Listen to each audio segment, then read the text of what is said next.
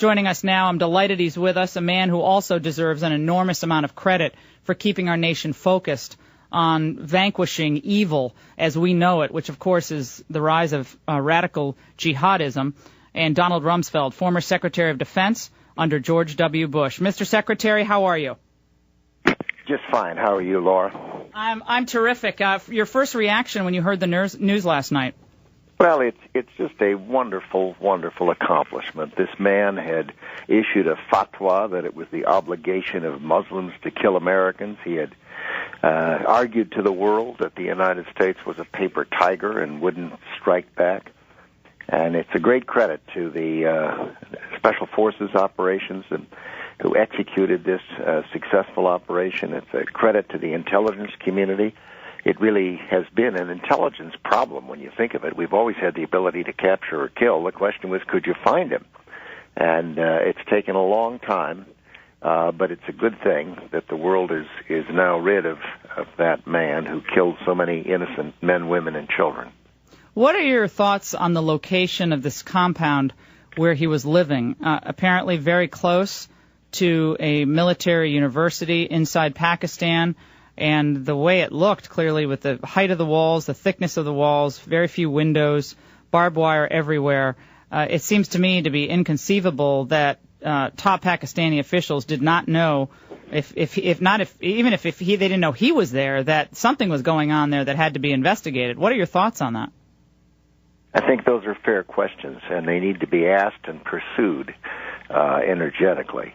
I think sometimes, hindsight's 20/20, and I'm sure Pakistan's a big country, and we can't conclude from what we know that that's the case. But certainly, it's a reasonable observation, and it should be pursued.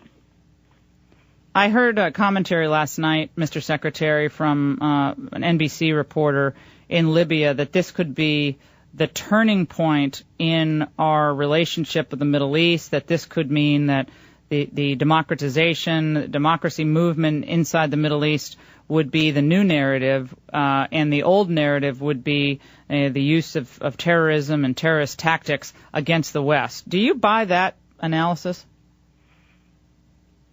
I think that we need, during this period immediately after Osama bin Laden has been killed, we need to be very alert to additional attacks. There's been intelligence that's accumulated over the years that if Osama bin Laden is ever captured or killed, that there'll be a very, very dramatic reaction to it.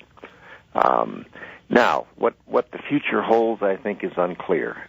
Certainly the fact that we have a democratic process going on in Iraq is important. That people in much of the Middle East are concerned and seeking freer political and freer economic institutions.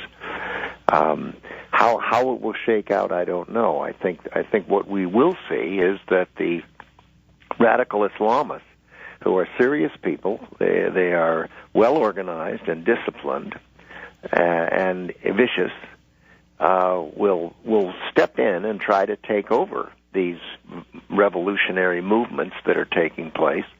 We've already seen in Egypt that they are incrementally asserting their influence, even though they've said they didn't intend to, and now they're increasing their influence. So I think that the problems are real. We need to face them, that there are radical Islamists in the world who are determined to alter the nation-state approach and kill innocent men, women, and children, and we have to stay vigilant.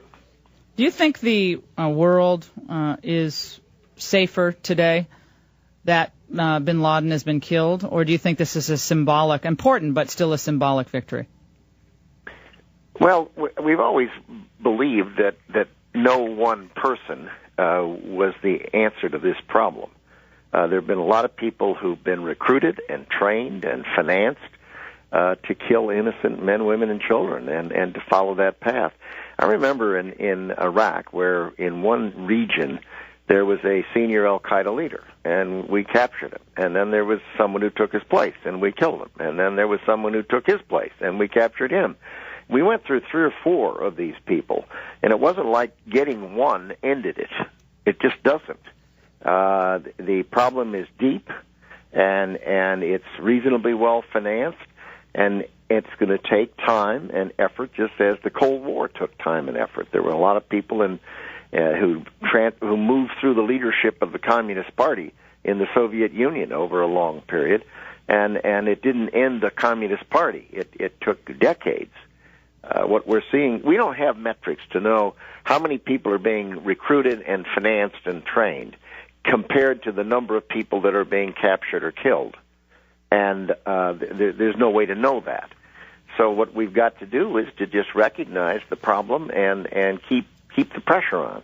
The fact that the Bush administration put pressure on these terrorists across the globe, and the Obama administration has continued it, is what is causing the successes we've had. And I think if we let up that pressure, we'll be making a terrible mistake.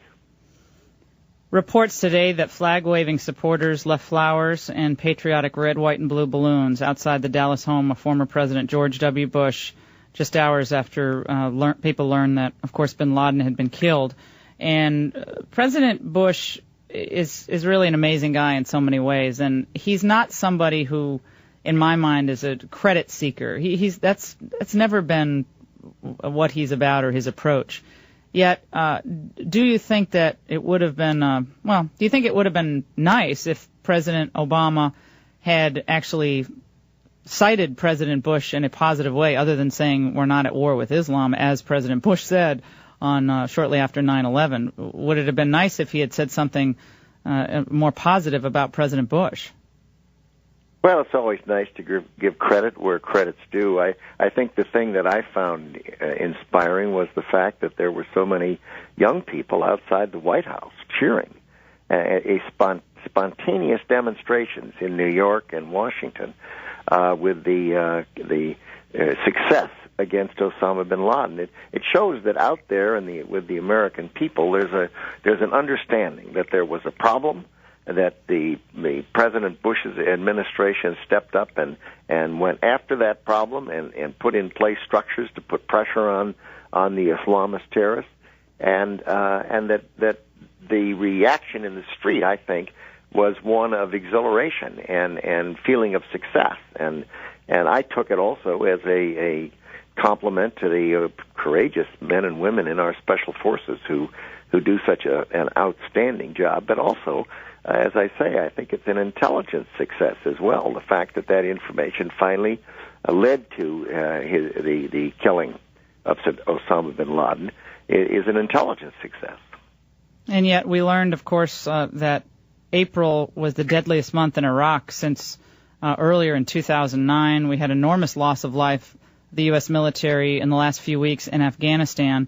The world remains incredibly dangerous. Our challenges in these two countries are monumental still after all these years.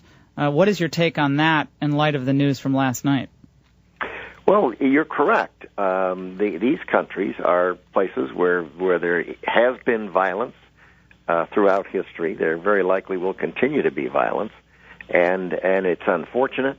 And I don't think there's probably a perfect answer to it. We have large numbers of people killed in America every year. They're killed in other Western countries. The difference is, of course, it's a focused thing rather than a random thing that's taking place in those countries, and it's a serious enemy that's well organized and well financed and is determined and is simply not going to go away simply because of the death of Osama bin Laden. Although, as a symbolic leader, needless to say, he was enormously important. Why do you think it took so long to kill bin Laden? Look at the FBI most wanted lists and ask yourself, how long are they on there?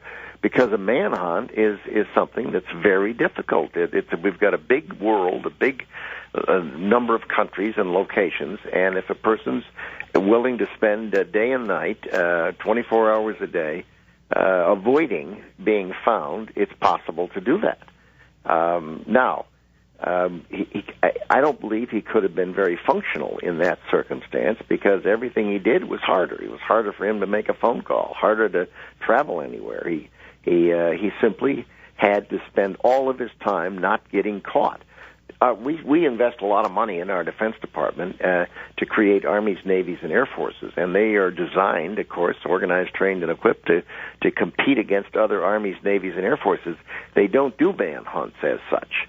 That is an intelligence job, and it is the kind of thing that the FBI does, and it's very, very hard to do. So while it's hard to find a person, it is, and it takes a lot of effort to put pressure on them and finally gin up enough intelligence that you can do it. And I must say, I've heard that it's very possible that some of the information that came through interrogations in Guantanamo Bay, Cuba, may have been critical in leading to the location of Osama bin Laden. But it's hard to find a person, single person. What Homeland Security plan that you were aware of that we had in place, did we have in place in the event that bin Laden was captured or killed? Did we immediately when you were Secretary of Defense, were we immediately going into a higher state of alert? Well, I think that there was enough intelligence that suggested that there were elements within Al-Qaeda that had said or promised or alleged or warned or cautioned that they planned to initiate a major attack in the event Osama bin Laden was ever captured or killed. So this was known throughout the community, the Department of Defense, the intelligence community, the Homeland Security. And I think it's understandable that being the case, people would be very attentive to the alert levels in the immediate aftermath of the killing of Osama bin Laden. And was the order at the time, and I know you've addressed some of these issues in your book and some of these issues before, but at the time, was the order to kill, to shoot first and ask questions later? I mean, obviously we could have gotten probably a lot of information from him, but that would have meant some type of trial or some type of military tribunal, which would have been a disaster for this country. But was it ever thought to capture him or never? Oh, I think that really would have been a presidential decision. I think the phrase was always capture or kill. And to distinguish between them, I don't know even in this instance whether they offered him an opportunity to surrender, which they may very well have. I know we did that for example, with Saddam Hussein's sons. They were offered an opportunity to surrender and refused, and therefore they were killed. I have to say that the fact that he is dead as opposed to captured and in custody is a good thing. The complications of what you do with him, how you retain him, detain him, and then the question of if he were, where do you interrogate him? Where do you? All right, forget it. Would have been impossible. The complications just would have been enormous, particularly for this administration, which seems to agonize over each of those questions in a way that always ends up, or almost always ends up, causing long delays in the decision making and then reversals of position. No, it would have been not too good to try him in Lower Manhattan. I don't think that would have been something we would have wanted to do. If, in fact, they disposed of his body at sea, which is what the rumor is, or the statement, that also is a good thing, rather than having a location where people could congregate. Mr. Secretary, Don Rumsfeld, it's great to have you on. Thank you for your service to this country and the dedication that you demonstrated day in and day out to try to vanquish these forces that clearly want to do America harm, great harm, and we appreciate it very much. Thank you, Laura. Good to talk to you.